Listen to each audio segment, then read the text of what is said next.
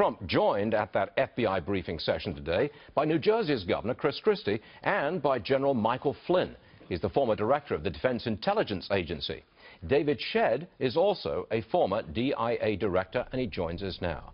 Sir, is that standard policy to allow other people besides the candidate into an intelligence briefing?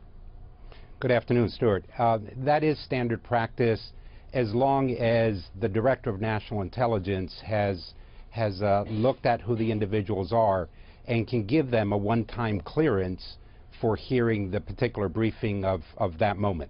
Am I right in saying that you briefed then Senator Obama when he was the nominee of the Democrat Party to be the president? You gave him this intelligence briefing back then. What kind of information will Donald Trump be getting now?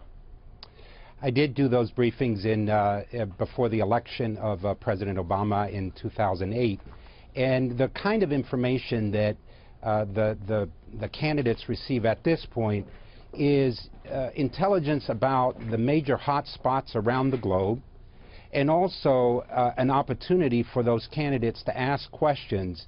And I think there's a real value in providing those briefings in that you don't want either of the candidates to misspeak or, worse yet, put intelligence in jeopardy by inadvertently talking about intelligence matters that they did not know was sensitive. Does it get down to what assets, not intelligence assets, but maybe military assets or diplomatic assets that we have in place in various parts of the world? Does it get down to that kind of detail? Not at all. This is about analytical judgments about those particular hotspots, whether they're geographic or whether they're transnational issues such as counterterrorism and the efforts there, or counterproliferation, or the cyber issues that is so much in the news right now. And it's a conversation about those types of issues. Do you think candidates, any candidate, is shocked when they first get that first intelligence briefing from the inside about what's really going on? I would leave it up to them to answer that, but I don't think they would be shocked. But I do think they take away a greater appreciation for the sensitivity about how they prepare, in this case, for the upcoming debates, for example. In the case of someone who has not been exposed to intelligence and the secrets that are behind that intelligence, as is the case of Mr. Trump.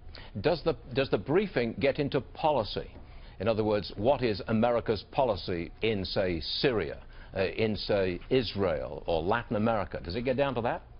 It does not get into policy. It is the very clear line of division between the intelligence professionals that I presume are sitting there now in the FBI headquarters in New York, giving that briefing not to opine, not to give their opinions on policy. And that's very intentional in that you want to separate the truth to power aspects of talking about those things and letting policy be developed from that intelligence as opposed to giving policy prescriptions.